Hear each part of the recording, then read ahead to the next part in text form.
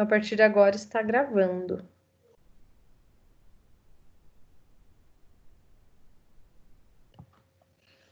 Paula entrou.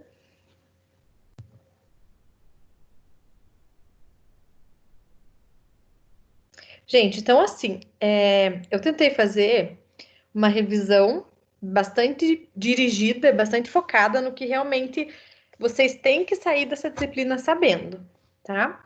Então, por isso, vocês vão ver que se vocês compararem com os outros slides, ele tá bem menor, obviamente, né? É um resumo mesmo do que a gente aprendeu até esse momento. E não são todas as aulas que vão cair na prova. Então, eu acabei de mandar e-mail para vocês com esses slides e também com os conteúdos que vão cair na prova. E entre parênteses, na frente, eu coloquei qual que é a unidade e qual que é a seção. Então, assim, não tem como errar, tá? Basicamente, é central de material e o pré-operatório, terminologia cirúrgica de centro cirúrgico. Então, são esses temas que vão cair, que eu vou retomar na aula, e se vocês tiverem dúvida, vocês podem perguntar. Por exemplo, qual aula que não cai? A aula de cirurgia segura. Porque como eu já dei também aquele trabalho do checklist da cirurgia segura, eu optei por não colocar ele aqui. É claro que a cirurgia segura é super importante, né? Mas tem coisas que vocês precisam saber antes da cirurgia segura, tá? Que é a base para vocês terem conhecimento de central de material e centro cirúrgico, tá? Então, vamos começar com central de materiais, depois a gente vai para centro cirúrgico. Então, primeira coisa, a função da central. Tem que ficar bem claro para vocês que o CME, primeiramente, significa Centro de Material e Esterilização. Por que é e-esterilização? Porque nem todo material que vai para a central, ele é esterilizado. Alguns podem apenas ser feita a limpeza, outros podem até a parte da desinfecção e alguns materiais chegam até a parte de esterilização, tá? Por isso é centro de material e esterilização. Então, qual que é a função desse setor? Então, primeiramente, é um setor, né, que tem que ficar dentro do hospital, mas que também existem empresas terceirizadas que fazem esse trabalho, que recebe o material que está sujo e contaminado e tem a função básica de descontaminar esse material por meio do quê? Da pré-limpeza, limpeza, desinfecção e esterilização, tá? Então, essas são as partes básicas que a central faz. E tudo isso para prevenir uma infecção, para controlar a infecção do paciente. Sempre pensando que esse material que é processado na central de material vai ter a finalidade, vai usar lá no paciente, no setor, durante a cirurgia, para passar uma sonda. Então, o material tem que estar descontaminado ou estéril, dependendo do procedimento. E o que é processamento de produtos para a saúde? É um conjunto de ações, como eu já falei para vocês, a pré-limpeza desse material, receber, limpar, secar, avaliar se ele está funcionante, se ele está íntegro. Depois vai embalar o material, fazer desinfecção ou fazer esterilização. Depois armazena e distribui para as unidades que vão consumir. Então, processamento é passar por todos esses processos, desde a pré-limpeza até o momento de distribuição do material. Por isso a gente chama de processamento de produtos para a saúde. Os produtos para a saúde são todos aqueles que são utilizados durante o cuidado, assistência médica, assistência de saúde. Desde uma pinça de curativo até um material mais complexo para fazer uma cirurgia. Quando vai passar sonda, precisa da cuba rim, da gás estéreo, então isso também vem da central. Vai fazer uma cirurgia, precisa vestir um avental estéreo, então também foi esterilizado pela central de materiais. Então é todo esse processo que esse material passa. E aqui nós temos que ter bem clara as definições de cada etapa. Então, qual que é a diferença da pré-limpeza para limpeza, desinfecção e esterilização? Não é a mesma coisa. Então, pré-limpeza é quando vai ter a remoção daquela sujidade que está bem visível nos produtos. Ou seja, tirar o grosso, sabe? Igual quando a gente pega uma louça para lavar. Primeiro você passa aquela água para tirar o que tem de mais grosso que ficou ali naquele prato, por exemplo. Aqui é a mesma coisa. Eu pego um material, umas pinças cirúrgicas, e tá cheia de sangue, eu primeiro vou bater uma água, né, para que saia o máximo possível de sujidade. Para a hora que eu for limpar, ficar mais fácil de eu passar uma água e sabão ali. Então, para limpeza, remove a sujidade visível. Na limpeza, a gente vai utilizar água e sempre um sabão, tá? Um detergente, para retirar a sujidade orgânica e inorgânica que tem presente no material. Orgânica é tudo aquilo que vem do nosso organismo, sangue, fezes, urina. E inorgânicas pode ser alguns metais, pode ser soro fisiológico, né? Aquilo que não vem do nosso corpo, tá? Utilizando água e detergente. A desinfecção, ela elimina a maioria dos micro-organismos, vírus, fungos e bactérias, mas não elimina esporo. Isso que diferencia a esterilização da desinfecção. Na esterilização, destrói os esporos, né? Então, todo tipo de vida microbiana é destruído, porém não é 100% destruído. A gente considera que o material está estéril quando no local que tinha 1 milhão, digamos, de bactérias, depois de esterilizar, sobrou 1. Né? Então, assim, na proporção de 1 para 1 milhão, a gente considera que esse material está estéril. E de acordo com o tipo de produto, a classificação de cada produto utilizado para a saúde, é o tipo de processo que o material precisa passar na central de materiais. Então, por exemplo, a gente tem material não crítico, semicrítico e material crítico. Só uma dica que isso cai na prova, né? Então, material não crítico é aquele que entra em contato com a pele íntegra do paciente, ou então acaba nem entrando em contato com o paciente. Tá? Uma comadre, por exemplo, uma cubarrim, né, que você utilizou para levar sei lá, um termômetro, então nem entrou em contato com o paciente. São materiais não críticos. Então, eles não precisam ser esterilizados, né? Porque eles não vão entrar em contato com o paciente, não vai entrar dentro do corpo do paciente. Então, apenas fazer a limpeza já é o suficiente. Então, material não crítico, a gente faz limpeza. Os semicríticos, eles entram em contato com a pele não íntegra ou com uma mucosa do paciente, tá? Como aqui nos lábios da boca, mucosa do nariz, ou mucosa mesmo da parte íntima do paciente. Por exemplo, a cânula de Guedel, tá? Que é essa azulzinha aqui, e a lâmina de laringoscópio que vai na boca do paciente. Os dois vão na boca. A boca é mucosa. Então, já é considerado material semicrítico. Todo material semicrítico precisa passar pelo processo de desinfecção e já está bom, não precisa esterilizar. Quem que precisa esterilizar? Os materiais críticos, porque eles penetram na pele, entram em contato com mucosa, tecido que fica, né, embaixo da pele, e também entra em contato com o sistema vascular, ou seja, vasos sanguíneos ou qualquer sangue do paciente. Então, esses sim precisam estar estéreis, justamente porque vão chegar lá na corrente sanguínea do paciente e não podem estar nada contaminados, nem com esporos. Então, essa que é a diferença. Então, aqui, só para ilustrar novamente para vocês, o material crítico que entra em contato com o vaso sanguíneo precisa da esterilização. Material semicrítico, entrou com mucosa ou pele não íntegra, né? Uma pele assim que está com uma ferida, por exemplo, faz desinfecção. E o material não crítico, né? Que entra em contato com a pele íntegra só faz uma limpeza. Né? Como, por exemplo, um termômetro, você coloca embaixo da axila. Se a pele está íntegra, ok, você pode fazer só, né, uma limpeza que já está suficiente, não precisa esterilizar esse termômetro, né? Nem daria. Ok, então vamos passar agora parte por parte desse processamento de materiais, começando pela limpeza, né? Que a limpeza é a primeira parte e a parte mais importante, porque aqui acontece a remoção de 99,9% dos micro-organismos do material. Então, vai terminar de matar os esporos lá na esterilização, mas é aqui na limpeza que a maioria do micro-organismo acaba saindo. E por ser uma fase, assim, que é limpeza, né? As pessoas geralmente não valorizam muito. Ai, passar água e sabão parece simples, mas na verdade é a etapa mais importante que tem do processamento de material, porque se a limpeza não for feita de maneira correta, não vai adiantar fazer desinfecção e quando chega para esterilizar, né, e ocorre a criação de biofilme, não vai conseguir esterilizar o material corretamente. Então, por isso que a limpeza tem que ser feita, né, de uma forma certinha. E aqui vão tirar os materiais orgânicos e inorgânicos. Como eu falei para vocês, orgânicos é o sangue, soro, secreção, fezes, fragmento de tecido do próprio paciente, o biofilme, que eu já explico o que é. E os inorgânicos, alguns minerais, o resto de gesso, uma resina, alguns produtos químicos que podem ser utilizados também durante uma cirurgia.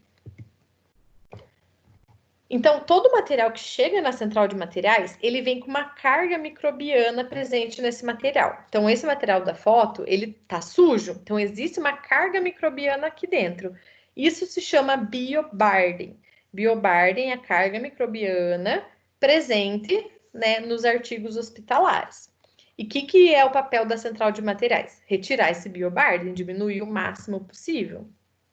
Já o biofilme é um acumulado de células bacterianas ou fungos que elas ficam agrupadas e acabam sendo envoltas aqui por um material que faz esse material ficar todo acumuladinho. Então, o biofilme, ele não é desejado. Deixa eu aceitar quem está entrando aqui. Admitir todos. O biofilme, gente, a gente tem que fazer o máximo possível para que ele não se forme. O biofilme ele vai se formar se a gente não limpar e não lavar esse material direito.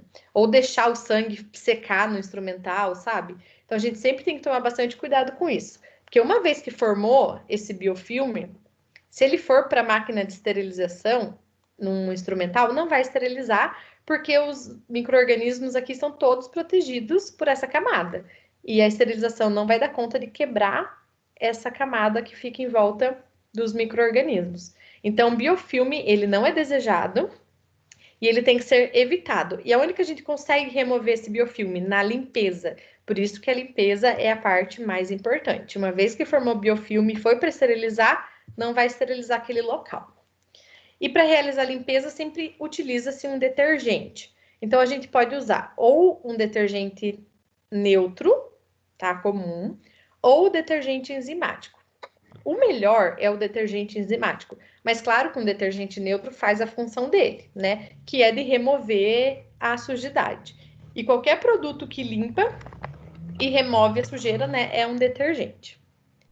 Então, o que o detergente tem de ação? Ele tem um agente surfactante.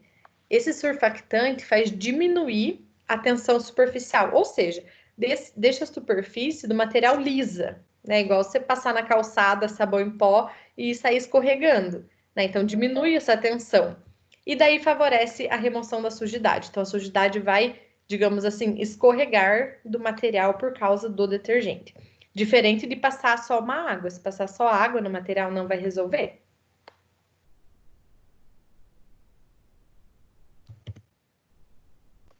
Além do detergente comum, né, o neutro, a gente tem o detergente enzimático, que ele utiliza diversas enzimas que vai facilitar ainda mais a quebra da matéria orgânica.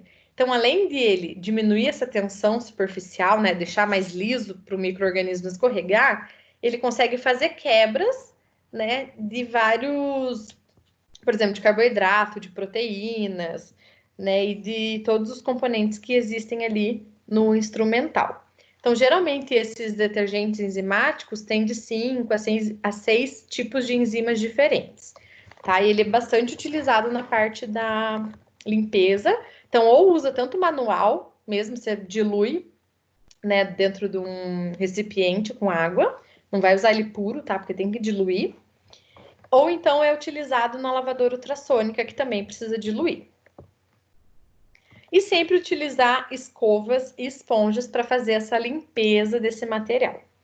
Então, só lembrando que se for utilizar essa esponja que a gente usa em casa, nunca pode usar essa parte verde, e sim sempre a parte amarela, porque não pode riscar o material que eu estou lavando. Né? Então, tem que ter cerdas macias, todas as escovinhas, buchas que forem utilizadas, não devendo ser abrasiva. Abrasiva é isso, quando risca. E a cada uso a gente precisa limpar, enxaguar e ter uma troca rotineira dessas escovas e esponjas. Né? Cada central de materiais acaba tendo a sua, mas trocar uma vez por semana, uma vez por mês, vai depender do fluxo de material que você tem. Né? Mas, claro, só de olhar para a escovinha ou para a esponja dá para ter uma noção, né, se ela está em condições de uso ou se já deve ser descartada.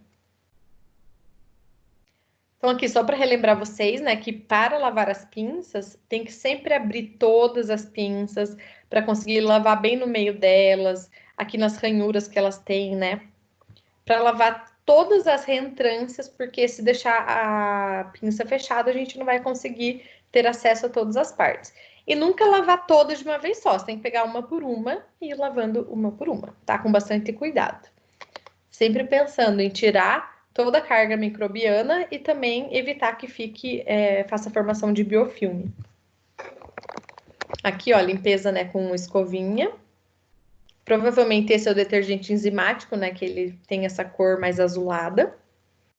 Aqui o material tá todo ensaboado e depois tem que fazer um enxágue igualmente com todas as pinças abertas, senão vai ficar sabão dentro dessas pinças. E se ficar sabão também, a hora que for esterilizar, não vai conseguir esterilizar nessa parte que tem sabão. Estão entendendo, gente? Tudo ok? Alguma dúvida até o momento? Tá ok pra mim. Ok. Então, vamos lá. Aí nós temos também, além de fazer a lavagem manual, a gente tem a lavadora ultrassônica. Então, o próprio nome, gente, ele já fala que é uma lavadora, tá? Então, a lavadora ultrassônica, ela não faz desinfecção, tá? Ela apenas ajuda a lavar.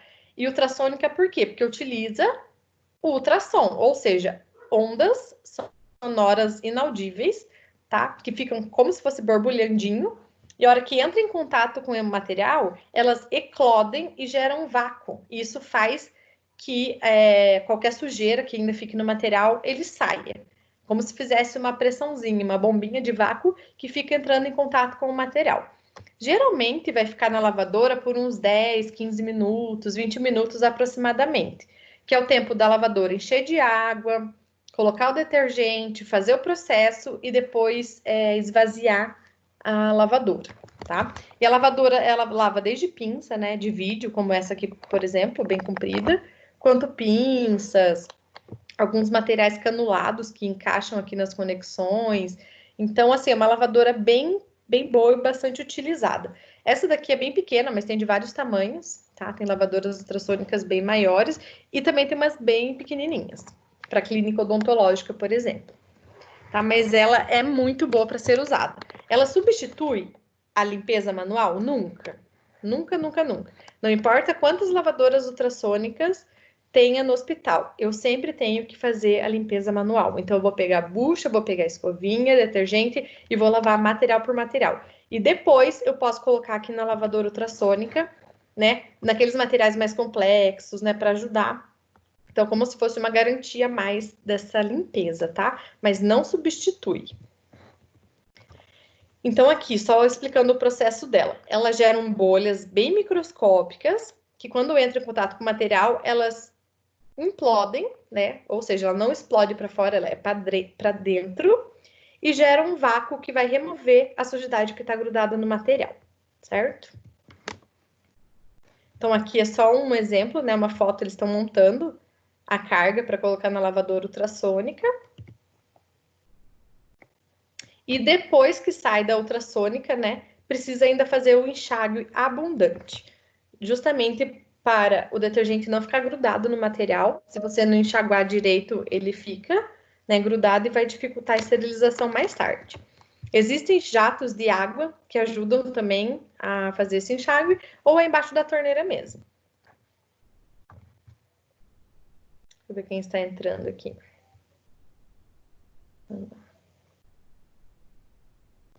Aqui agora a gente já tem a termodesinfectora. O próprio nome já fala o que ela faz. Então, ela é desinfectora e termo porque usa temperatura.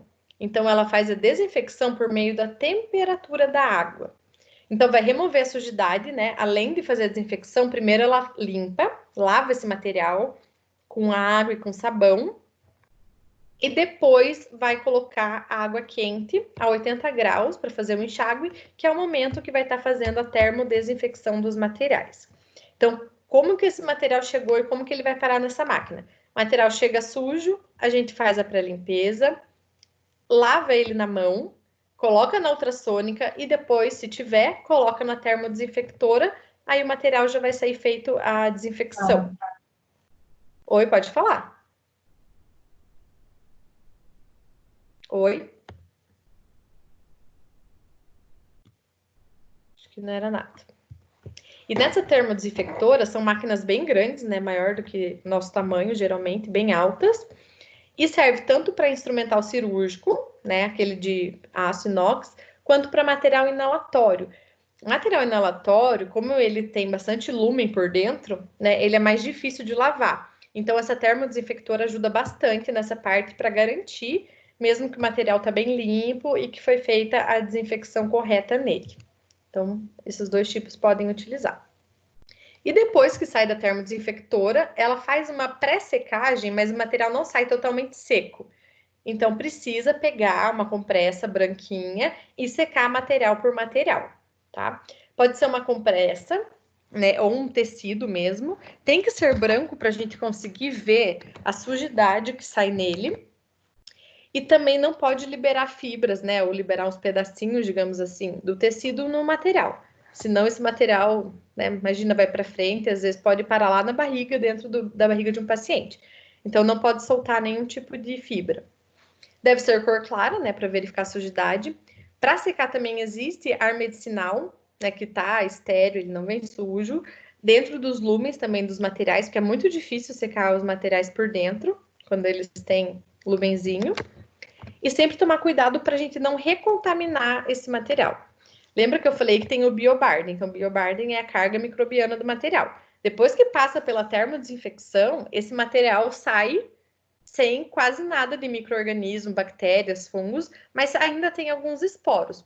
O que eu não posso é recontaminar esse material com a sujidade da minha mão, por exemplo. Na minha mão tá cheia de bactérias, então eu não posso pegar no material sem a luva. E também preciso utilizar a máscara para eu não falar em cima desse material, não tossir, não espirrar e recontaminar o material. Aqui é uma secadora, né, que a gente utiliza para material inalatório. Então, esses são os corrugados, né, utilizados na anestesia, paciente em ventilação mecânica.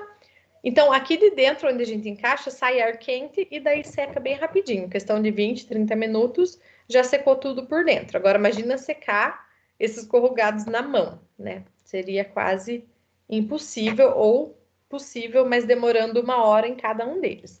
Então, para otimizar o tempo e o trabalho, existem essas secadoras desses tipos de materiais. Ok. Aqueles materiais que precisam de desinfecção, eles podem passar pela desinfecção física, que é por meio do calor, né, como a termodesinfectora, ou uma desinfecção química, que é utilizando alguns desinfetantes. Então, o que é desinfecção? É o processo de eliminação de micro-organismos, porém com um poder menor do que a da esterilização. Por quê? A esterilização destrói esporos, a desinfecção não destrói esporos, ok? Essa é a diferença básica. Qual material que tem que passar só pela desinfecção? Os materiais semicríticos, tá? Ponto. Todo material semicrítico, se fizer desinfecção, já está dentro das recomendações. Dá para fazer a desinfecção física, como eu falei, pela termodesinfectora, que utiliza os jatos de água lá a 80 graus Celsius, ou pasteurizadoras, que é como se deixasse o material mergulhado numa água quente também, por um determinado tempo, tá? Mas, pelo risco de queimadura, imagina o profissional manuseando, né, um local que tem água quente e precisar colocar e retirar o material de dentro. Tem muito risco de queimar. Então, nos hospitais, a termodesinfectora ela é mais utilizada. Né? Agora, essa pasteurização a gente utiliza em casa, por exemplo, para desinfetar a mamadeira do filho. Aí, beleza, né? Você ferve a água e coloca a mamadeira lá dentro, só, tá? No hospital a gente não utiliza esse processo. E a desinfecção química, a gente vai utilizar desinfetantes. E daí nós temos uma gama gigantesca de desinfetante que dá para ser utilizado, né? Mas isso vai depender muito de cada hospital. Alguns básicos que são os melhores. Álcool 70%, tá? Porém, faz uma desinfecção de um nível intermediário. Mas o melhor ele é o peróxido de hidrogênio, que é o perezal, né, que é o mais utilizado, e o glutaraldeído, que eles fazem uma desinfecção de alto nível. Então, é o melhor, o padrão ouro que tem são esses dois. Mas tem também o hipoclorito de sódio, né, desinfetante à base de iodo, quaternário de amônio, ok. Né, mas só para vocês saberem que esses são os desinfetantes mais utilizados. Mas dependendo do tipo de material, a gente não pode utilizar um ou outro, que nem o álcool. Se a gente passa na mão o álcool, ela já fica ressecada. Então, eu não posso usar o álcool para fazer a desinfecção de um material de borracha. Por quê? Porque vai ressecar o material de borracha e vai estragar mais fácil. Então, talvez eu tenha que usar ou glutaraldeído ou peróxido de hidrogênio. O peróxido, né, ele pode oxidar alguns instrumentais. Então, se for material de aço mesmo, também pode ser que enferruje, então tem que tomar cuidado. Então, assim, não existe um desinfetante perfeito e a gente tem que adequar de acordo com o material que a gente está utilizando, tá? Mas isso vai variar de hospital para hospital. O que eu mais conheço, que eu mais vejo, é o peróxido de hidrogênio, que é o perezal. E o álcool 70, mas a gente utiliza o álcool 70 mais para passar em superfícies mesmo. Ou então material de inox. Quando vai fazer essa desinfecção por produto químico, a bancada geralmente é assim, tá? Tem o recipiente com uma quantidade de água, o produto é diluído aqui e deixar o material submerso. Cada um tem um tempo exato, mas o perezal, por exemplo, 30 minutos já é o suficiente. Aí a gente tira, faz um enxágue, né, com cuidado para também não recontaminar esse material. E depois a gente continua, embala, seca, embala ele, tá? Então é uma sala que pode ser bem pequenininha, né? Só deixar mergulhado aqui, submerso, pelo tempo correto que tá ok. Sempre lembrando que essa solução precisa ser trocada, né? Ou a cada uso, ou a cada período, dependendo do fluxo também de materiais que vocês vão utilizar para fazer essa desinfecção. Então tá, o material já está feito desinfecção ou passou pela limpeza, a gente precisa embalar esse material. Então, o primeiro objetivo da embalagem é evitar que esse material se recontamine, né? Então, é manter a esterilidade depois, ou se ele já foi realizada a desinfecção. Então, a gente embala para não ter. Conserva também a vida útil do material, né? A gente impede que ele estrague, entre em contato com alguma superfície que possa gerar algum dano. E também possibilita que a gente manuseie esse material, transfira, mande para outra unidade sem ele perder essa validade de antisepsia, né? Essa parte, sem ele perder, deixar de ficar estéril, digamos assim. E para isso nós temos vários tipos de embalagem, tá? Então temos o tecido de algodão, né? Que é aqueles que a gente mexe no laboratório mesmo, tem branco, tem azul. O papel grau cirúrgico, que é esse azul aqui, que uma parte dele é plástico, a outra é papel. O tecido não tecido, né, que é o SMS, que a gente fala, parece um TNT, mas não é, tá? Tem o papel crepado, que não é muito utilizado. O Taive, que é bem parecido com o papel grau cirúrgico, mas ele é branco. Qual que é a diferença dos dois? Esse vai na autoclave a vapor, enquanto o Taive que vai na baixa temperatura, quando faz esterilização por peróxido de hidrogênio. Tá? E tem o container rígido, que é essa caixa com furinhos por onde vai entrar o vapor, mas que existe um filtro aqui que vai impedir depois o material entrar em contato com o ar contaminado. Então, depois que passar pela máquina de esterilização, né, o filtro fecha todos esses buraquinhos aqui e o material ele fica mantido estéril lá dentro sem contato nenhum. Então, esses são os tipos de embalagens mais comuns. E no que se refere à esterilização, eu vou entrar em detalhes com vocês de dois tipos que são os mais importantes, tipos de esterilização, e que estão presentes dentro do hospital. Tem o óxido de etileno, por exemplo, né, que é super conhecido, super importante, mas é feito por uma empresa terceirizada. Então, por esse motivo, eu vou falar da máquina de vapor e vou falar da Sterrad, ou Sterra, que faz a esterilização em baixa temperatura por peróxido de hidrogênio. Então, esterilização é quando ocorre a destruição de todas as formas de vida microbiana, Então, tanto bactérias, fungos, vírus, inclusive esporos. Então, a esterilização é o que tem de mais eficácia. E considera-se estéril quando a cultura não é mais possível, ou seja, na proporção de 1 para 1 milhão, onde tinha 1 milhão de micro-organismos, restou apenas 1, tá?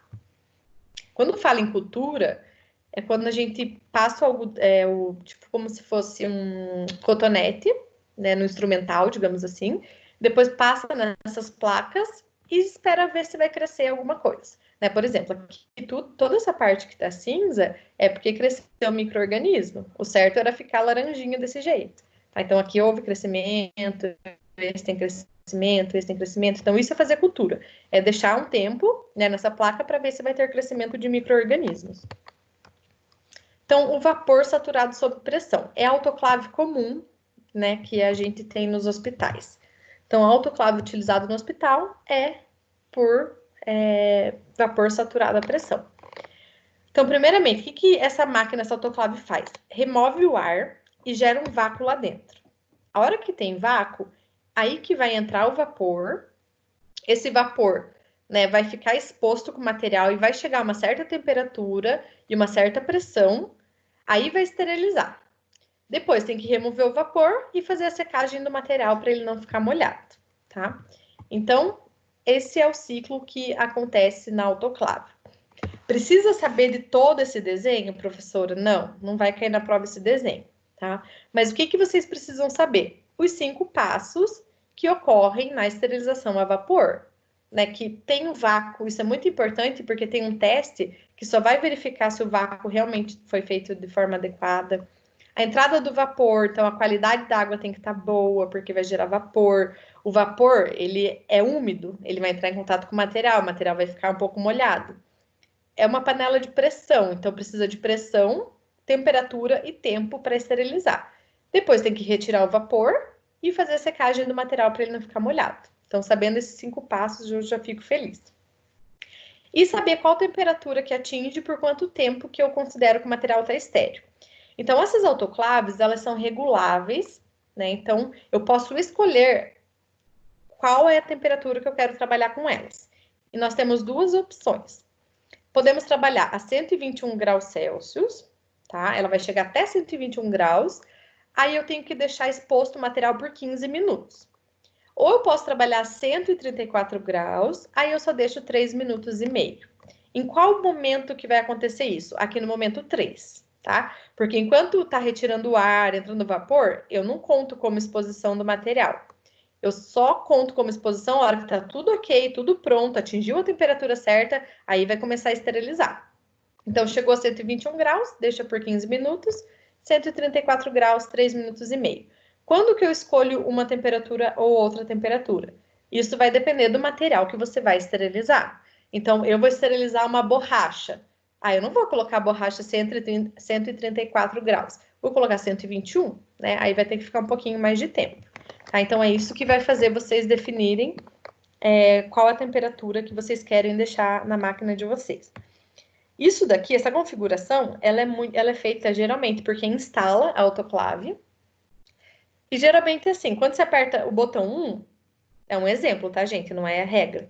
Aí o botão 1 significa que é 121 graus e o botão 2 é 134. Então, a mesma autoclave, eu posso escolher. A primeiro ciclo eu vou usar 121, no próximo eu uso 134, depois volto para 121.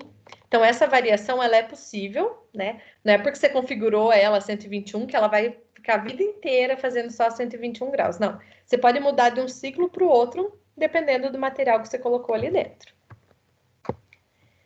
Então, tá. Então, 121 graus não é baixa temperatura, é alta. Tá? 134 graus é alta temperatura. E alguns materiais não podem ser colocados aqui dentro, porque senão eles vão estragar. Aí a gente precisa esterilizar na Esterrádio, que é essa máquina aqui, que ela faz esterilização a baixa temperatura. Vamos ver quem está entrando. Carlos Vinícius. Tá, e o material a baixa temperatura, como não utiliza a temperatura, eles vão utilizar um produto químico para conseguir esterilizar esse material, que é o peróxido de hidrogênio, tá? Então, a máquina ela é bem menor do que a autoclave normal. E a gente coloca, né, aqui na autoclave, como se fosse uma cartelinha mesmo do peróxido de hidrogênio, e a cada ciclo ele vai furar uma cartelinha para mandar o peróxido para dentro da máquina. Então, as fases são bem parecidas, tá? Faz o vácuo também, depois injeta o vapor. Essa difusão é quando entra o peróxido de hidrogênio. Existe um movimento lá dentro da máquina que gera um plasma, e depois disso tudo é a parte da ventilação. E o produto final que sai é água e oxigênio. Então, assim, não é nada tóxico nem para o profissional nem para o paciente. Então, por isso que ela pode ser utilizada dentro, enquanto tem outros produtos químicos, né? O óxido de etileno, por exemplo, ele é super cancerígeno, super tóxico. Nossa, as pessoas têm que usar uma roupa assim de proteção que parece um ET, né? De tão perigoso que o material é. Mas esse daqui não, porque é água oxigenada, tá, gente? Peróxido de hidrogênio. Então é bem tranquilo. Então, aqui nessa imagem, ó, dá para ver, né? Essa daqui que eu falei que a gente chama de cassete. Coloca o cassete aqui dentro e a cada ciclo vai furar uma bolinha dessa daqui que vai liberar o produto, tá? Aqui a gente pode utilizar tanto a manta de SMS quanto o Tyvek. Então, o Tyvek é aquele branquinho, que uma parte é papel, outra é plástico, só esses que são compatíveis, né, com esse tipo de autoclave. E a temperatura que vai chegar é de 35 a 49 graus. Então, nem se compara, não chega nem a 60 graus, 70, 80, 100, não. Né? Enquanto a de vapor está trabalhando a 121 graus, 134 graus. Então, essa é a baixa temperatura. Então, aquele material que é termossensível, que não aguenta a temperatura, precisa ser feita nessa autoclave aqui. O ciclo dura em torno de 30 a 45 minutos, né, para esterilizar. Então, precisa de um tempo bastante grande, né, bem maior, enquanto o outro 15 minutos, 3 minutos e meio esteriliza, aqui precisa de um tempo bem mais grande, bem maior, desculpa, mais grande não existe. E o ciclo total dela, né, porque tem que entrar o vácuo, colocar o plasma, dura em torno de 55 minutos. Então, é um ciclo até rápido se a gente for ver, tá? Em 1 hora você tem o material totalmente estéril para ser utilizado. Gente, alguma dúvida de limpeza, desinfecção ou esterilização? Vou começar a fazer chamada, vamos ver. Alexander, alguma dúvida? Ana, Carlos, Cíntia, Érica, Fabiana, Fabi, Gabi. Tá tranquilo para mim. Isabelle, Janaína, Lilian, Tá Lucimara, ok. Marcela, Paola, Tudo certo. Roberta, Tô Suelen, bem Tainá. perdido porque acabei de chegar, mas estou acompanhando. Então tá bom. A aula já tá no e-mail. Tá? Aqui também tá tranquilo. Pronto, só fui atender o portão que caiu a bola do menininho aqui dentro. Tá bom. Mas tá tranquilo aqui também. Ok. Tainá. Vocês que me deixam falando sozinha, vocês vão ver só. Tranquilo também. Oi, Cíntia. Tá tudo bem. Tá, então tá bom. Então vamos lá. Tá aqui também. Tá. Agora vamos falar dos controles dos processos. O que é controle do processo? O controle que a gente faz na autoclave, né, e dos materiais para ver se realmente eles estão estéreis. Não é porque a gente colocou dentro da máquina lá, da autoclave, que o material sai estéreo perfeito. Não, a gente precisa testar, fazer vários testes para verificar se é isso mesmo. Então, nós temos várias classes de testes. Vai desde a classe 1 até a classe 6. Vou falar para vocês o principal. Esse primeiro é fita zebrada o nome, porque lembra uma zebrinha, porque, né, é azul, zebradinho aqui de branco. Então, esse é de classe 1, porque ele só vai mudar de cor se ficar numa temperatura mais alta. Então, se eu colocar no forno, vai mudar também. Se eu colocar no sol, vai mudar a cor também. Então, só demonstra que passou por uma alta temperatura, ponto. Não me fala se ficou estéreo, se matou micro-organismo, nada disso. É simplesmente se foi exposto ao calor. Então, por isso é classe 1, porque como que eu posso falar? a confiabilidade e o que ele me diz não é tão potente. Então, não é um indicador tão bom. Aí nós temos o indicador classe 2, que ele é o teste de Boedic, que a gente fala, deixa eu colocar ali em cima, é o Boedic, que ele vai testar o vácuo do autoclave. Então, sempre quando eu chego de manhã trabalhar, eu coloco lá dentro do autoclave o azulzinho, e depois eu rodo um ciclo e tem que sair todo coloridinho, tá? Todo amarelo, digamos.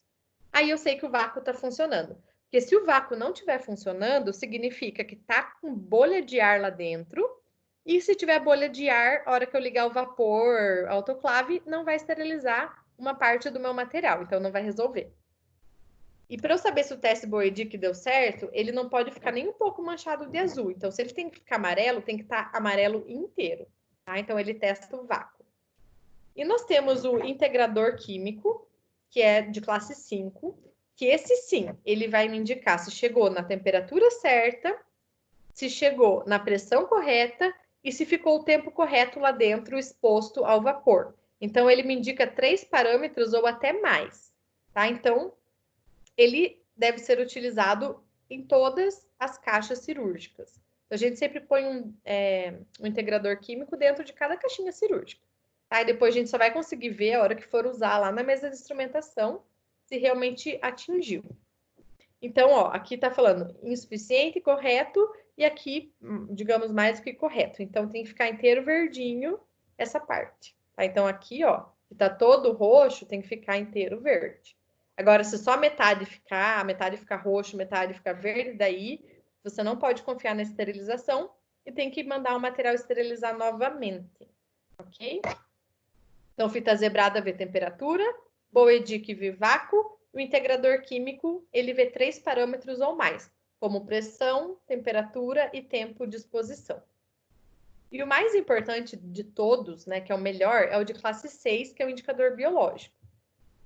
Que são essas preparações aqui, né, que tem esporo dentro e tem o meio de cultura. Então, a gente coloca esse indicador biológico dentro da autoclave, fora do material, né? Um por autoclave, um por ciclo já é o suficiente. E depois a gente coloca ele numa incubadora, né, por umas horas, para ver se teve crescimento de esporo ou não. Tá? A gente quebra essa ampolinha, vai entrar em contato com o esporo. Se crescer o esporo, isso daqui vai ficar amarelo. Se não crescer esporo, continua roxo. Então a gente reza, né, e aguarda que todos os indicadores biológicos fiquem roxinhos assim, e daí significa que não teve crescimento bacteriano e que o nosso material realmente ficou estéril. Tá? Então, o indicador biológico é o melhor medidor da esterilização. Mas também não dispensa o uso dos outros, tá? A fita zebrada a gente põe em todos os pacotes, o Boedic usa uma vez ao dia, no começo da manhã, integrador químico também dentro de todas as caixas cirúrgicas. Indicador biológico utiliza um só por carga da autoclave. Cai para fora do material, não pode ficar dentro, senão depois não dá para tirar para deixar ele lá incubando. Então, esses são os principais medidores, né, da esterilização. Bom, então agora a gente vai entrar no centro cirúrgico. Vou relembrar com vocês também os principais aspectos e focar um pouquinho mais em cuidado pré-operatório, que eu considero, assim, um dos assuntos mais importantes que tem, né, do centro cirúrgico. Então, só para relembrar um pouquinho das terminologias, eu só trouxe os sufixos aqui, que são as terminações, né, de cada terminologia, para vocês relembrarem. Mas deem uma olhadinha naquele exercício que eu passei para vocês, né, que vocês fizeram, que vocês me mandaram. Estudem por lá, tá? Então, o que é terminologia cirúrgica? Eu não vou cobrar a parte de porte cirúrgico, tipo de contaminação, se é cirurgia limpa, fechada, contaminada, infectada, nada disso. É terminologia que eu quero que vocês saibam. Então, o que é uma apendicectomia? O que é uma laparotomia? O que é uma nefropexia? Então, é isso que eu quero que vocês saibam e isso vai cair na prova. Eu vou perguntar, o que significa apendicectomia? Aí tem que falar. Retirada do apêndice, tá? Então, sempre o nome do órgão vai vir primeiro na primeira parte. Então, apêndice, então é o apêndice. Ectomia é retirada, então é retirada do apêndice. Sempre façam essa ligação. E tomar muito cuidado entre esses termos, porque eles parecem, né, bem semelhantes. Significa incisão ou abertura. Então, laparotomia. Laparô é a cavidade abdominal, a parede abdominal. Então, vai ser uma abertura da parede abdominal. Por isso é tomia. Ectomia, quando tem esse E e esse C aqui, é retirada. Então, apendicectomia, retirada do apêndice. Colecistectomia, retirada da vesícula biliar, que fica ali embaixo do fígado. Então, ectomia é retirada. Ostomia é uma nova abertura, como, por exemplo, bolsa de colostomia. Colo é o cólon, né, do intestino grosso. Ostomia é uma abertura nova para fora do corpo. Então, quem tem bolsa de colostomia, né, fica com o cólon, faz uma nova abertura do cólon para uma parte externa do corpo. Então, ostomia significa isso. Vamos admitir a Gisele aqui. Ok. Escopia é visualização. Então, vou fazer um exame de endoscopia, né? Então, quando utiliza-se, né, de uma câmera para fazer uma visualização por dentro do corpo. Pode ser tanto pela parte anal mesmo, né, para ver o intestino, quanto pode ser pela boca para visualizar o estômago, ou então pode ser até para os pulmões, tá? Pexia significa fixação. Então, geralmente faz fixação do quê? De um rim, de um ovário. Então, se é do rim, a gente vai chamar de nefropexia, ok? Se é de um ovário, ooforépexia, ok? E plastia é uma correção ou reparação. Pode ser tanto da parte estética ou não, tá? Uma rinoplastia. Rino é nariz. Plastia é reparação. Então, reparação do nariz ou correção do nariz, ok? Então, esses termos, eles precisam estar bem claros para vocês e tomar cuidado para não confundir, prestar muita atenção na hora da prova, porque, assim, tá vendo que tem tomia aqui, tem tomia aqui. Então, o E que faz toda a diferença. Aqui tem os, também termina com tomia. Então, prestem atenção só para não ter erro. E é muito importante o enfermeiro saber disso, né, em qualquer situação, porque vocês vão se deparar com nomenclaturas cirúrgicas o tempo todo. Né? O paciente fez uma cirurgia de laparotomia, apendicectomia, colecistectomia, nefroplexia, rinoplastia, e assim, já tem que vir na cabeça de vocês automaticamente o que significa esse termo, mesmo quem não vai trabalhar no centro cirúrgico. Então, a unidade de centro cirúrgico, qual que é o conceito dela? É definida, né, como um local que realiza atividade anestésica e cirúrgica. Isso que tem que ficar claro. Centro cirúrgico não faz só cirurgia, sempre tem um processo anestésico envolvido. Isso que acaba tornando o setor mais complexo e a situação mais complexa possível, né? Porque tem todas as drogas anestésicas que são utilizadas, todo o monitoramento que tem que fazer nesse paciente e toda a parte cirúrgica que tem que cuidar, né, com a esterilização dos materiais, lavar a pele do paciente, fazer degermação, não pode contaminar nada. Então, por isso é um processo super complexo, tá? Porque são 2 em 1. E para entrar nesse centro cirúrgico, a gente precisa colocar a roupa privativa. O que eu quero deixar claro aqui para vocês? A diferenciação da roupa privativa para entrar, da paramentação cirúrgica. Então, todo mundo que entra no setor precisa colocar a roupa privativa, que é essa camiseta com a calça privativa. Colocar a touca, a máscara e o propé. Esse é o básico. Todo mundo que entrar lá dentro vai colocar isso. Agora, o que a paramentação cirúrgica é diferente? Quando utiliza-se avental cirúrgico de manga longa estéreo e luva estéreo. E quem que vai usar essa paramentação? Cirurgiões e instrumentadores. Ou seja, aqueles profissionais que vão estar na cirurgia propriamente dita ali, que vai cortar pele e que vai estar diretamente com o corte cirúrgico, tá? Que é só cirurgião e instrumentador. Anestesista não, e o circulante não, e o enfermeiro não, ok? Função de cada coisa. Então, primeira touca, ela serve para cobrir o cabelo, né? Considerando que o cabelo ele é super contaminado e não pode cair, né, dentro de uma abertura aí dentro do corpo do paciente. Então, tem que cobrir todo o cabelo, desde a testa, orelha, até aqueles cabelinhos que ficam, né, atrás na nuca, precisam ficar cobertos.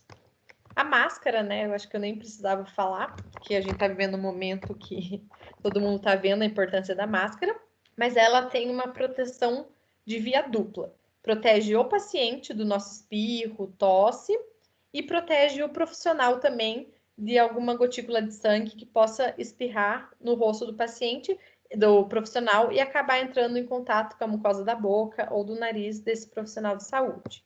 Tá? Então, serve para isso. E todo local que tiver material estéril aberto, precisa utilizar máscara para a gente não contaminar.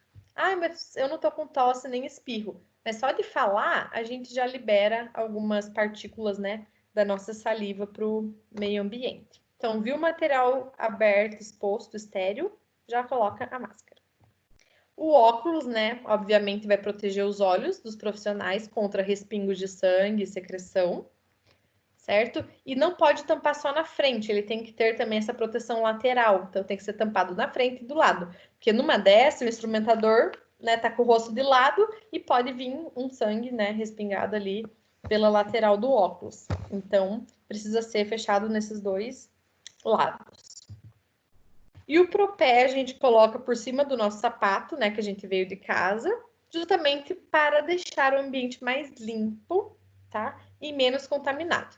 Porém, não tem nada a ver com infecção que pode dar ali no local da cirurgia, tá? Porque se a pessoa usa propé ou não, não é isso que vai mudar a taxa de infecção cirúrgica do paciente.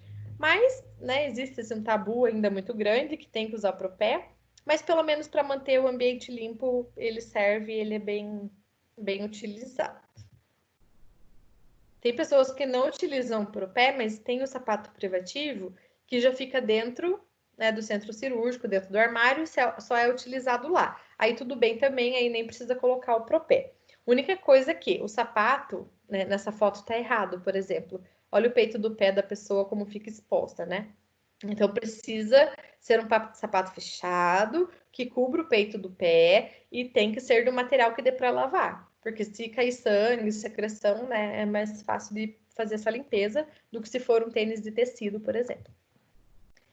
Tá, então aquele é o material básico. Avental cirúrgico. Então, são esses aventais aqui da foto, que ou eles vêm estéreis quando eles são descartáveis, né? A empresa já manda estéreo, ou se ele for de tecido, a central de materiais que vai esterilizar esse avental.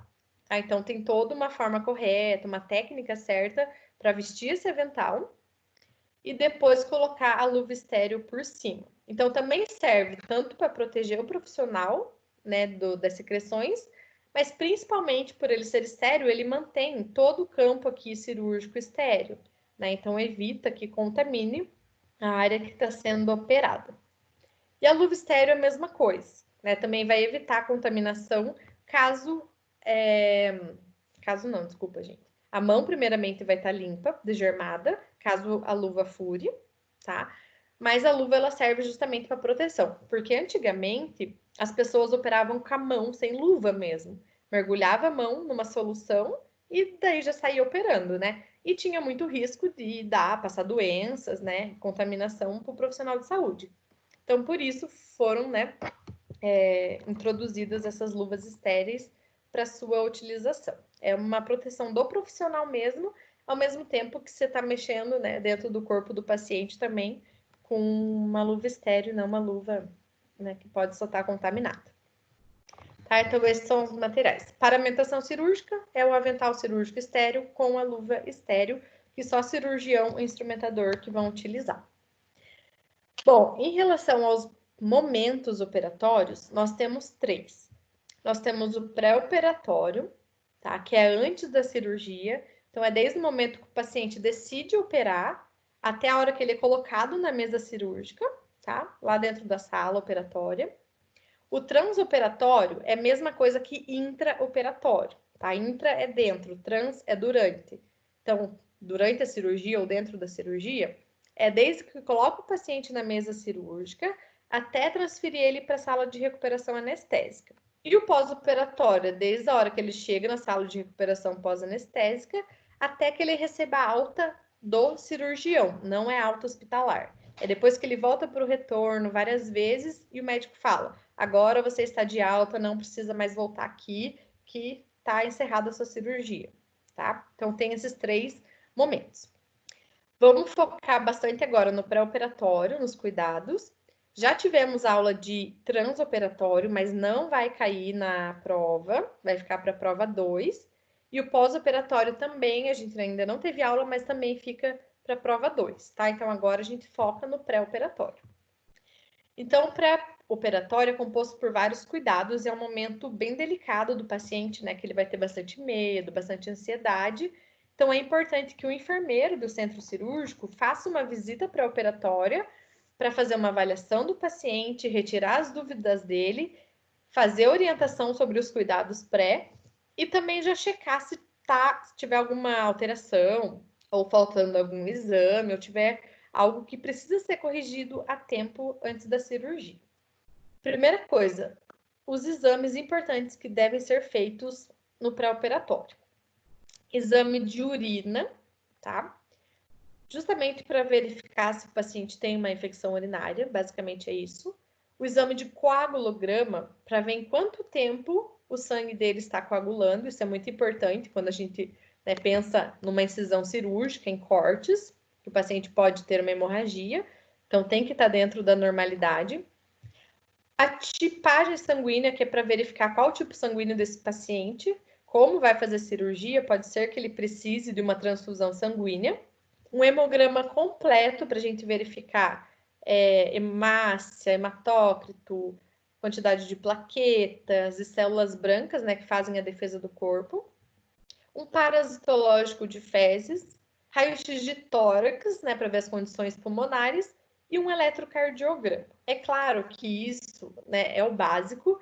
Nem sempre todos esses exames são pedidos, e depende também da rotina do hospital, de cada tipo de anestesista, de cada médico, ele vai variando um pouco, tá? Mas, para vocês saberem, esses aqui são os exames básicos. Primeiro cuidado pré-operatório que tem que ter é autorização para cirurgia, né? Quem assistiu minha aula de pré-operatório deve lembrar que eu falei que é uma segurança para os profissionais que estão no centro cirúrgico. Porque uma vez que o paciente assina, ele está ciente de todas as complicações que podem acontecer com ele e ele está concordando e assinando sobre isso, né? Então, assim, não se pode deixar um paciente entrar no centro cirúrgico sem o termo assinado. Porque se o termo não tiver assinado, vai cair nas costas do cirurgião, do enfermeiro responsável, do anestesista, né? Porque por mais que seja uma cirurgia super simples, é uma cirurgia. Então, tem que tomar cuidado porque complicações podem acontecer. Então, nessa autorização, geralmente vem escrito todos os benefícios e riscos que o paciente está exposto. E o enfermeiro não deve esconder isso do paciente, né? Deve ser claro e informar esse paciente desses riscos e benefícios e pedir para assinar. Se for menor de 18 anos, aí os responsáveis que assinam. Outro ponto importante é a abolição do fumo. Lembra que eu falei que a nicotina, ela faz vasoconstrição, ou seja, o vaso sanguíneo ele fica mais contraído, mais apertadinho.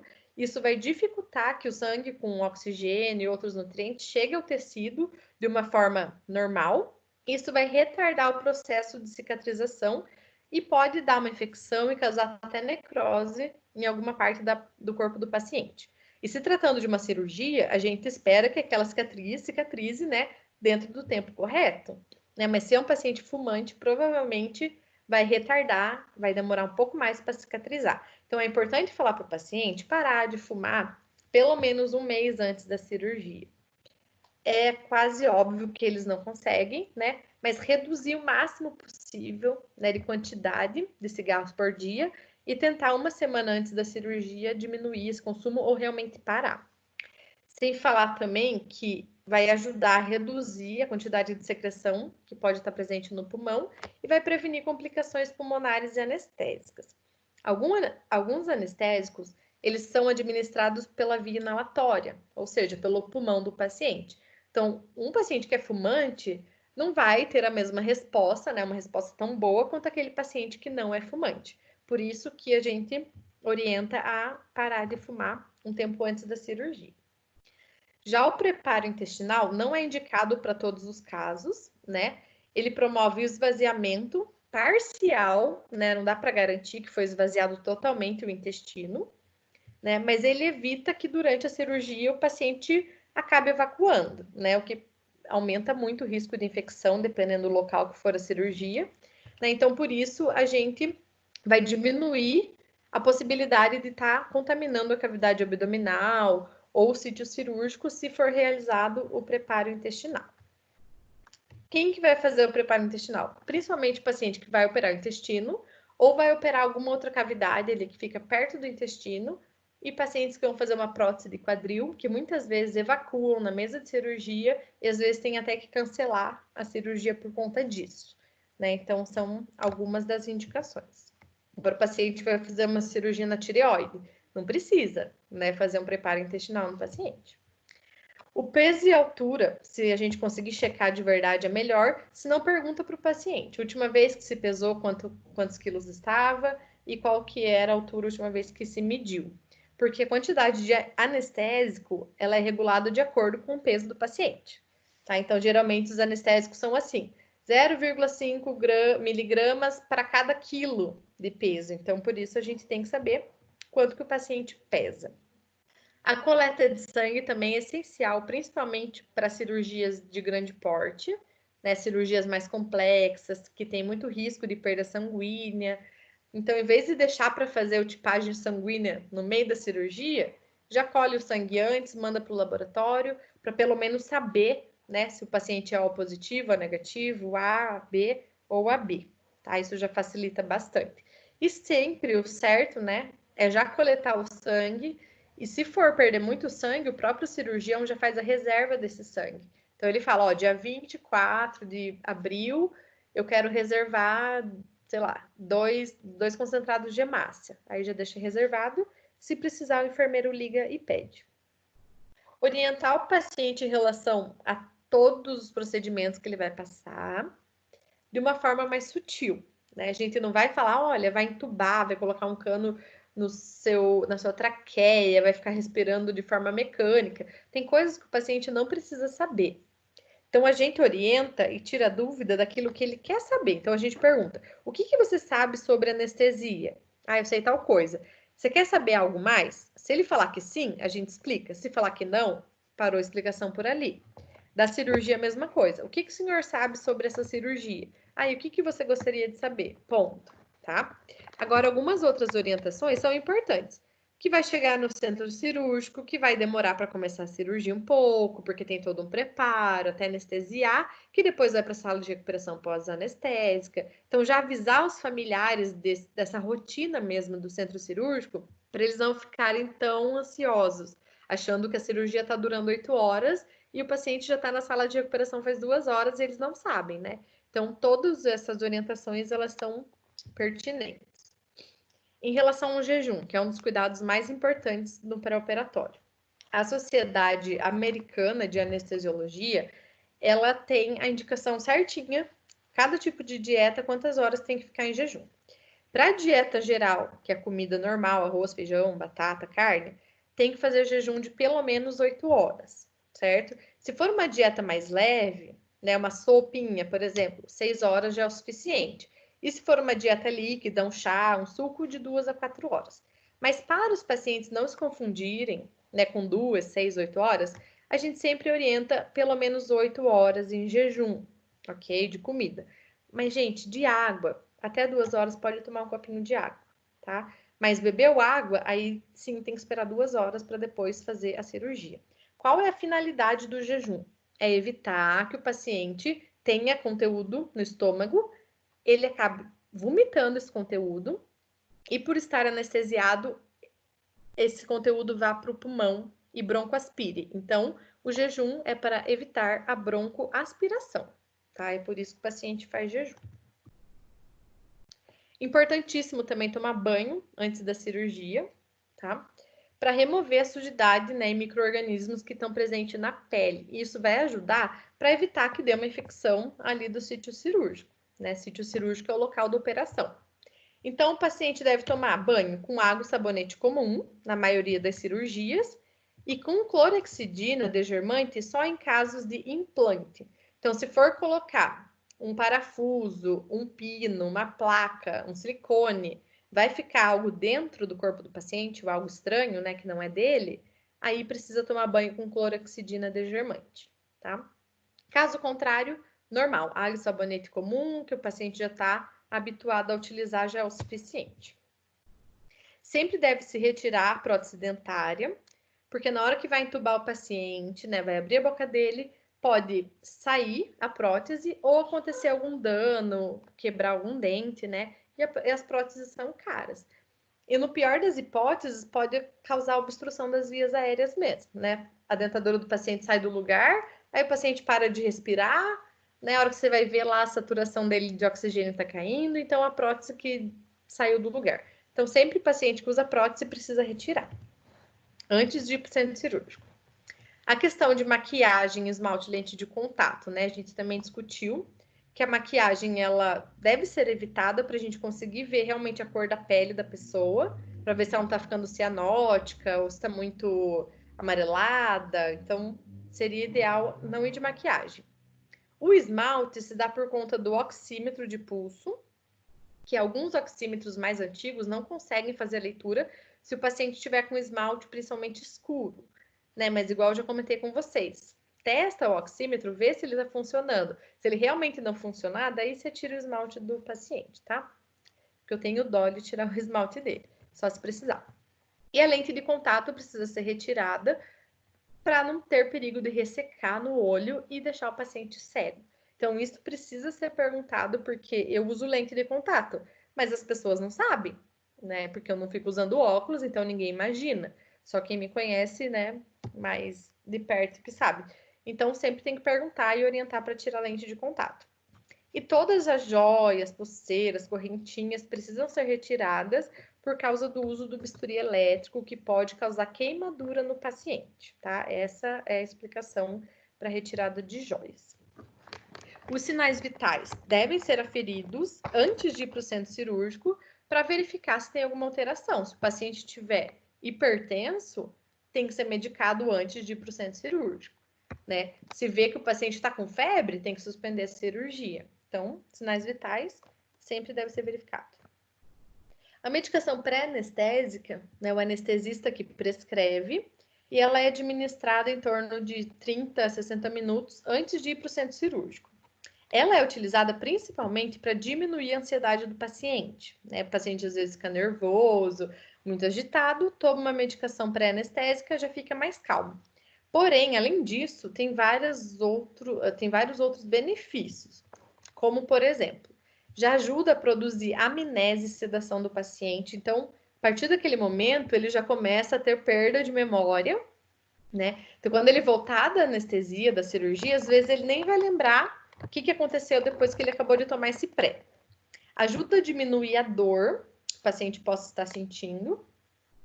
Ajuda a aumentar o efeito dos outros anestésicos que vão ser utilizados depois. Então, tem esse efeito, né, potencializador. Vai diminuir as secreções das vias aéreas e vai reduzir conteúdo gástrico também. Então, além de reduzir a ansiedade, tem vários outros benefícios, né? Então, por isso que a medicação pré-anestésica deveria ser prescrita para todos os pacientes, mas infelizmente não é. Em relação à punção venosa, né? O paciente tem que ir com uma veia de bom calibre e funcionante para o centro cirúrgico, porque vai ter que administrar vários anestésicos, soro e até fazer uma transfusão sanguínea. Então, por isso tem que ser veia boa. Então, pelo menos um abocate 20. Então, não pode usar 22 nem 24. No mínimo, abocate 20. E depois pode usar o 18, o 16, que eles têm um calibre maior. Mas se usar esse rosinha, que é o 20, já é um bom começo. E por fim, a tricotomia, que é a remoção dos pelos. Então, antes era para realizar a tricotomia em todo mundo, agora só é para raspar o pelo se realmente for necessário. Ou seja, se a pessoa tiver pouquinho pelo, gente, não precisa, tá? Agora, nossa, é um homem bem peludo, ou uma mulher bem peluda, e bem no local que vai fazer o corte cirúrgico tem muito pelo. Então, tem que fazer a tricotomia. Sempre ao redor do local da incisão, né? Não só no local, mas um pouquinho mais em volta, então se faz uma área maior. Tem que ser realizado dentro do centro cirúrgico, mas não na sala de operação, né, para não soltar pelo na sala. E utilizar os aparelhos elétricos, né, e não pode usar lâmina, porque a lâmina faz micro escoriações na pele, aí promove ainda mais a chance de ter uma infecção, ok? Então, fazer dentro do centro cirúrgico, se necessário mesmo, e com aparelho elétrico para fazer a tricotomia. Gente, bons estudos aqui, ó, se enfiar nos livros para estudar e nas aulas. Querem perguntar algo? Tem alguma dúvida? Fazer chamada de novo. Tainá, Sueli, Roberto, Fabiana, Érica, Cíntia, Carlos, Alexander, Gisele. Alguma dúvida? Presente. Presente. Sem dúvida. Tá bom, quero ver na prova, gente. Quero ver. Gente, seguinte, preciso tomar uma aguinha.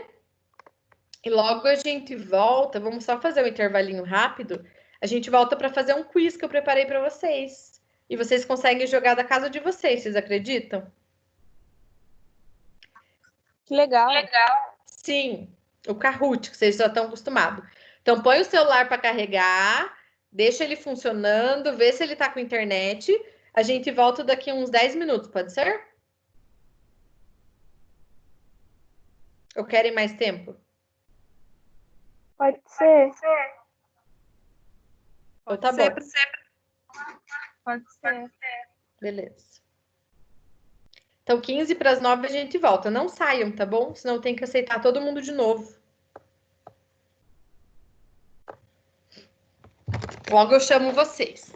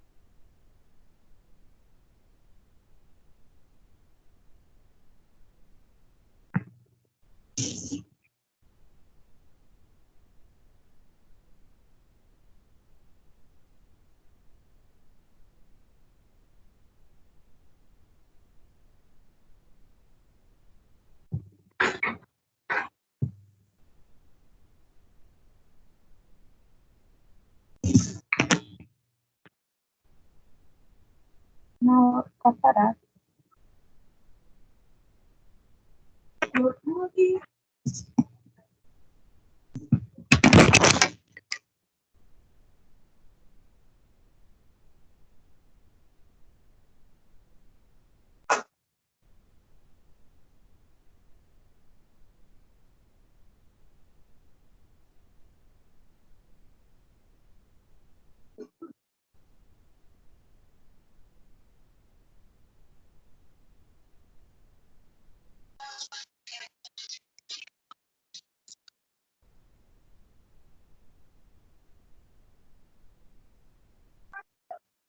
Oi?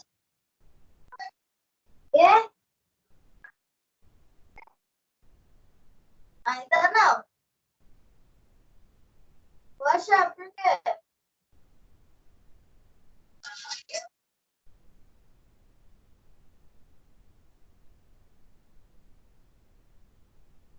Não, beleza.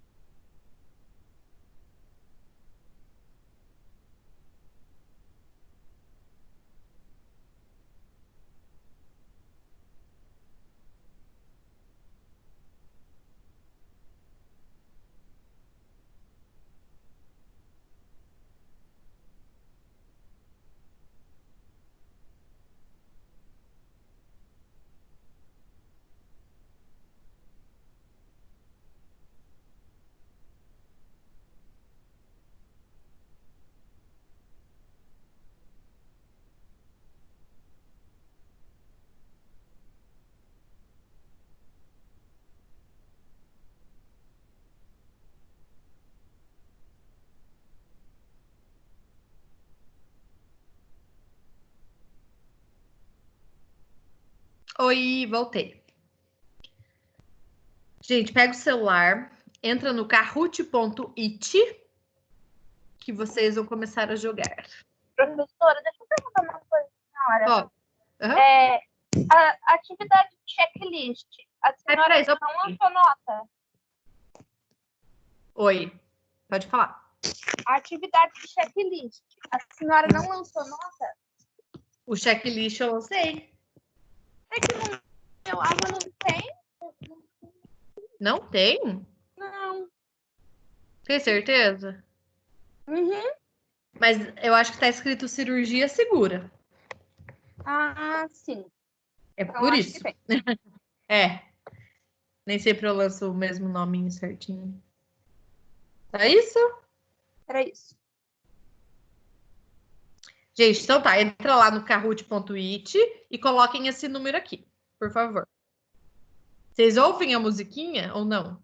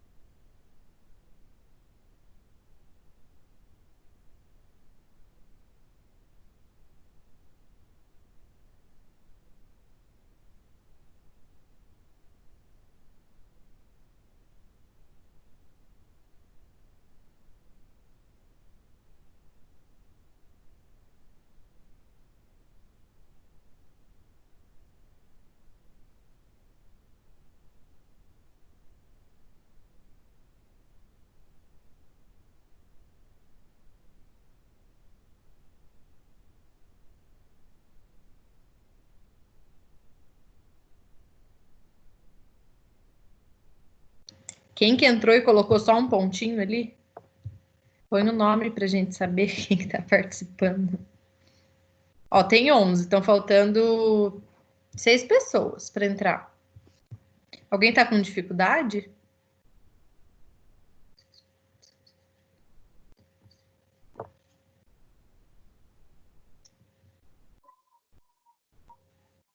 Prof, eu não vou entrar, não. Não sou boa nisso, né? Quem que tá falando? Eu, a Fábio. Entra, Fábio, não tem problema, não é para ser boa, não, é só para brincar. Tá, pera lá, então.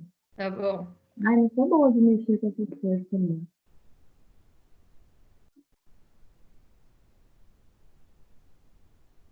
Vai na internet e digita www.kahoot.it, igual tá aparecendo aqui em cima, ó.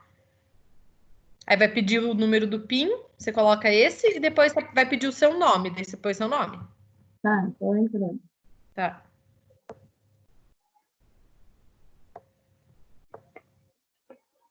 Vamos lá, quem ganhar, vou dar 100 pontos na prova. 100 pontos extra.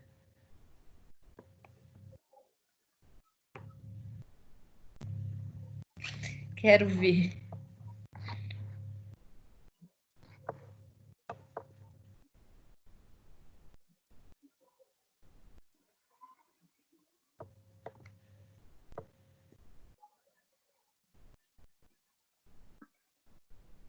Mais alguém vai entrar? Fora a Fabi?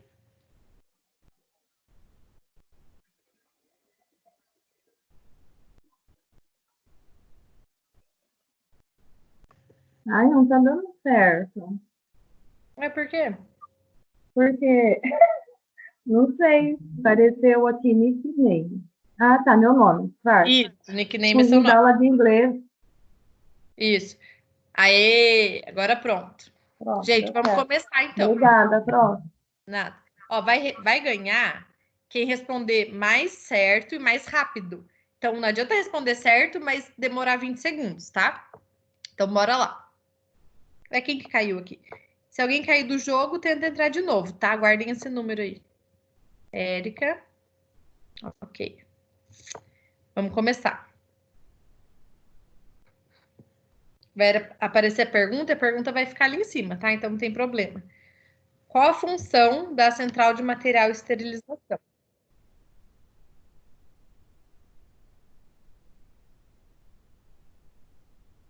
Só apertar na cor que vocês acham certo.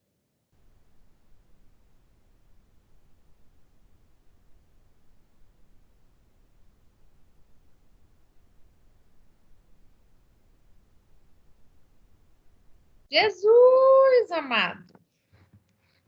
Com certeza é realizar limpeza, desinfecção, esterilização, mas percebam que aqui está escrito realizar apenas a limpeza, apenas desinfecção, ou esterilizar todos os materiais. Não é todos, não são todos, tá? Então, é realizar o processamento de artigos hospitalares, porque processamento são todas as etapas. Quem que é o pontinho, gente? Fala aí para mim. Alguém que colocou só um ponto, acertou, tá ganhando, não sei quem é. Próximo, a limpeza consiste na. O que a limpeza faz?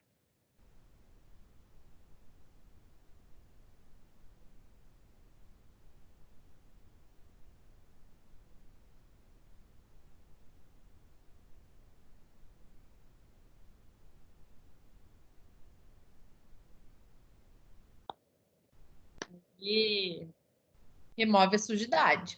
Ela elimina a maioria dos vírus e bactérias, tá? Mas não todos. Sempre tomem cuidado com essas pegadinhas que a gente faz. Ó, o pontinho está excelente. Depois a Belle, Lilian, Carlos. O material que entra em. Opa, O oi? meu tá aparecendo, por exemplo, assim, as perguntas não aparecem lá, aparece aí no seu. Só no meu. Tem que olhar aqui. O meu também não tá aparecendo as perguntas. Mas e daí, como que eu faço? Eu tô lá, aberta lá. Não tem como eu olhar o seu e ir lá, porque é no celular. Daí eu não tô conseguindo responder nem. Entendi. Ah, entendi. Meu também é assim, não tô conseguindo. Isso. O meu não vai dar pra jogar, não vai dar pra brincar. É Eu porque tô vocês estão tentando, mas não dá tudo, nem tempo de eu responder a pergunta, porque não dá tempo de ler e ir lá responder. Não dá para você ir falando pra gente? Posso falar. Aí Se você vocês... falar as O meu opções, daí a travou. gente pode assimilar. Tá. Travou, não tô conseguindo ver nada mais do Gente, Kahoot. que horror! Não acredito. Tá, Se eu você vou pra falar as próxima. opções e falar as cores, daí a gente consegue fazer. Tá, então eu vou ler tudo, tá bom? Espero que dê tempo, porque só tem 20 segundos, mas acho que vai dar tempo sim. Aí vocês só olham no celular e apertam a cor que eu falar, tá? A cor que eu falar, não, a cor que vocês acharem certo. Vamos testar. A Isabelle tá ganhando. As pinças utilizadas na cirurgia são classificadas como material crítico. Azul é verdadeiro, vermelho é falso.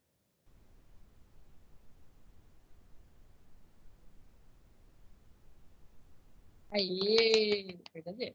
Todo material cirúrgico é um material crítico, tá, gente? Muito bem. Todo material crítico necessita passar pelo processo de esterilização. Verdadeiro, azul, falso, vermelho. Meu Deus. Ai, muito bem, que lindo. Exato. Próximo. Todo material semicrítico necessita de desinfecção. Verdadeiro, azul, falso, vermelho. Semicrítico. Nossa, gente, vocês estão muito rápidos. Verdadeiro. Então, material não crítico passa por limpeza. Material semicrítico, desinfecção. E material crítico, esterilização. Ótimo.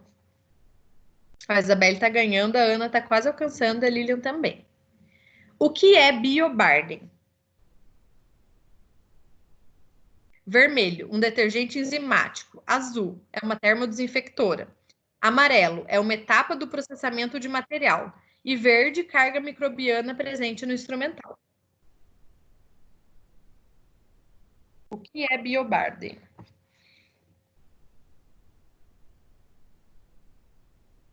É a carga microbiana que tem no instrumental cirúrgico. Muito bem. Isabelle está ganhando. Vamos lá, pessoal, vamos correr. O que é biofilme? Vermelho, são multicamadas de células bacterianas ou fungos. Amarelo, é um tipo de embalagem. Azul, é um detergente enzimático. E verde, realiza esterilização a baixa temperatura.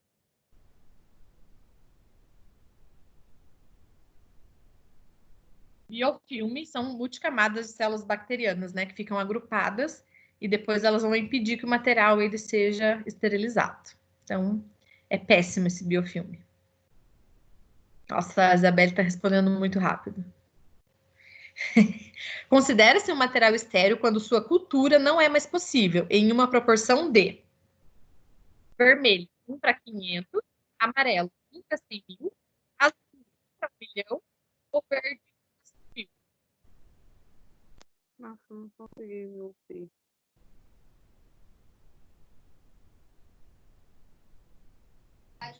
Não deu para ouvir nada que você falou, Camila. Cortou tudo. Acertaram, Jesus. Então, considera esse material estéril quando a cultura não é mais possível na proporção de 1:1.000.000. Então, onde tinha 1.000.000, só sobrou 1. Isabelle continua disparado na frente, seguido da Ana, terceiro Lilian. A esterilização destrói esporos, enquanto a desinfecção não. Verdadeiro ou falso? Verdadeiro azul, falso vermelho.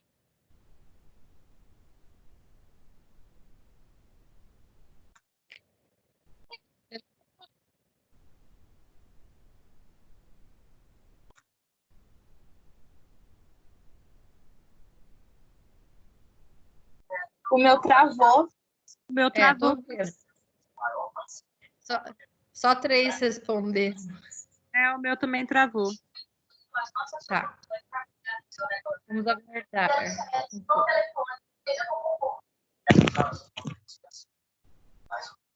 Ok, mas todos sabiam que estava correto? Sim. Tá. Porque a esterilização destrói esporos e a desinfecção não destrói esporos. Vamos ver se volta. Sim, esse eu sabia, mas o meu tá travado ainda. Tá.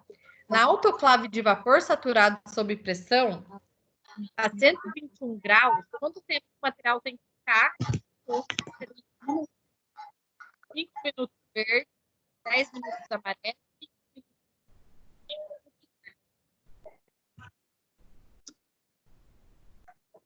Dá pra ouvir? A 121 Não tá dando para entender nada, porque todo mundo tá ligado o som, daí fica o eco. Ai, eu vou desligar o meu, então. Não dá pra ouvir nada que a Camila falou, cortou tudo. Ativar mudo de todo mundo eu ativei. Vou só eu falar. Eu posso deixar vocês mudo aqui, olha que legal. Só aqui, né? Na sala não dá. Então, gente, ó, vapor saturado. Se ficar 121 graus, são 15 minutos. Se fosse a 134 graus, 3 minutos e meio, tá? 5 acertaram, tô médio feliz. Isabelle continua na liderança.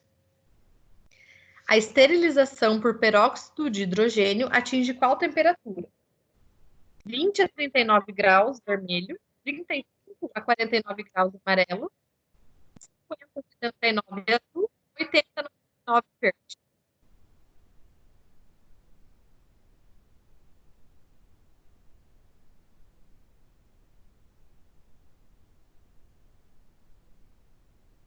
Muito bem, de 35 até 49 graus. Então, nem chega a 50 graus, por isso que é a baixa temperatura. E para esterilizar, usa o peróxido de hidrogênio, né? Então, uma esterilização mais química do que física. Isabelle continua na liderança. O teste de Boedick avalia o vácuo da autoclave. Verdadeiro azul, falso vermelho.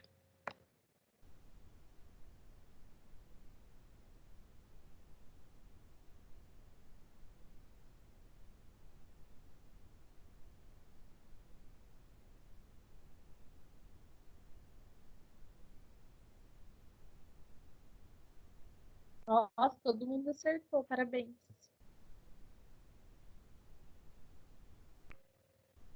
Próxima. A terminologia colicistectomia significa retirada do apêndice, vermelho, fixação do rim, amarelo, abertura da cavidade abdominal, azul, retirada da vesícula biliar, verde. Colicistectomia.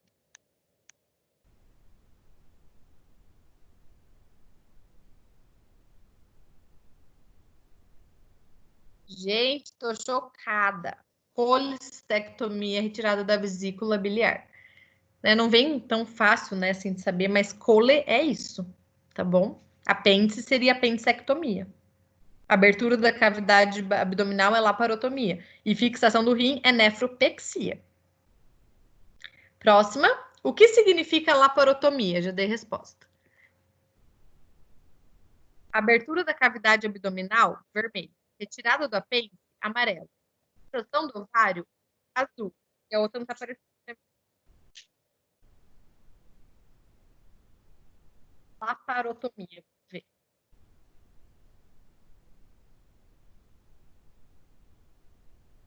Muito bem. A abertura da parede abdominal, né? Na verdade, para ter acesso à cavidade. A maioria acertou. Gente, a Ana passou a Isabelle agora. Ai, meu Deus. Tá a Ana em primeiro, Isabelle em segundo, Lilian, depois Alex em quarto.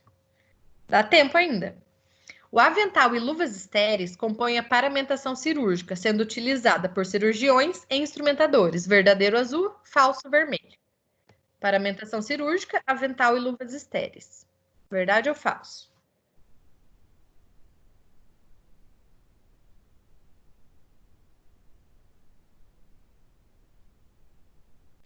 Falta um. Verdadeiro. A Ana está em primeiro. Jesus eterno. Vamos lá. O momento que antecede a cirurgia é chamado de pré-operatório vermelho, intraoperatório azul, transoperatório amarelo e pós-operatório verde.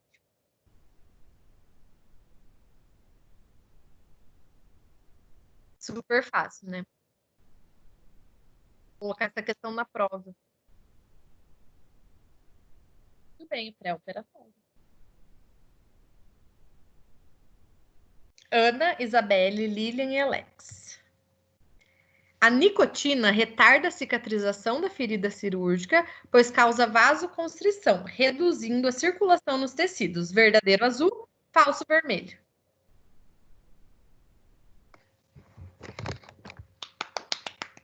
Minhas palmas aqui, ó. Tá faltando uma pessoa responder. Aí. É super verdadeiro. Todo mundo acertou. Que orgulho! Ana continua na liderança. E Alex passou a Lilian. De acordo com o ASA, o jejum para a dieta geral deve ser de 2 a 4 horas, vermelho. 4 a 6 horas, amarelo. 6 horas, azul. 8 horas, verde. Dieta geral. Que é arroz, feijão, carne, batata.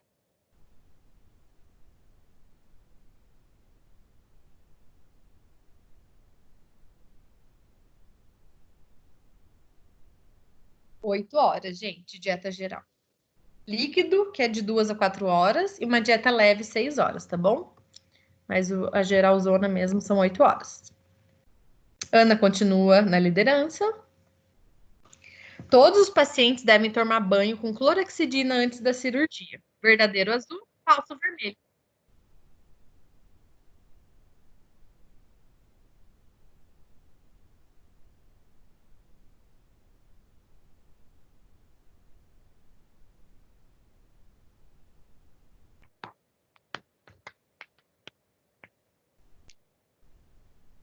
Gente, é falso.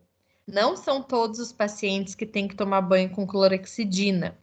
Todos os pacientes devem tomar banho, mas só usa clorexidina paciente que vai colocar algum implante, que vai ficar com algum objeto dentro do corpo.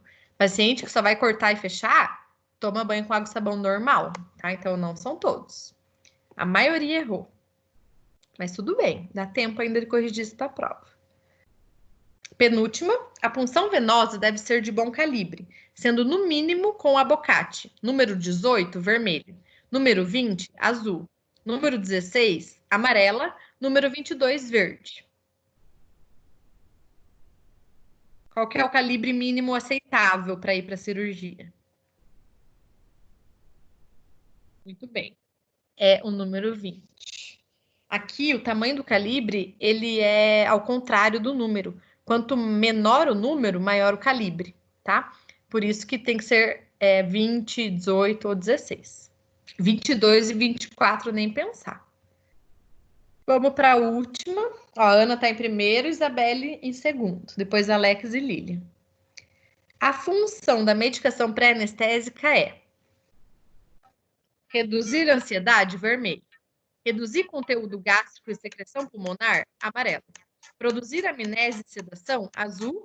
E potencializar o efeito dos outros anestésicos, verde.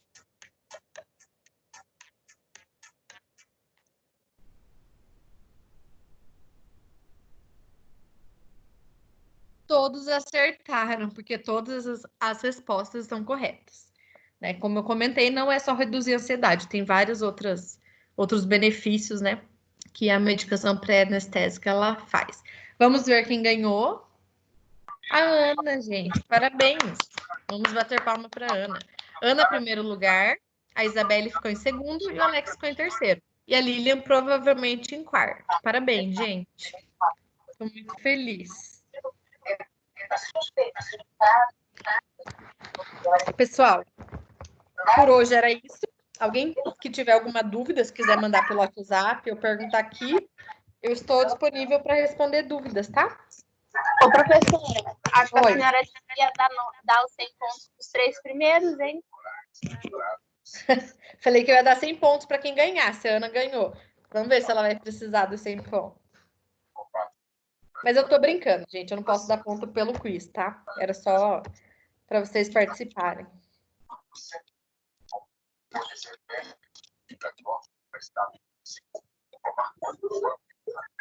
Ninguém quer perguntar mais nada?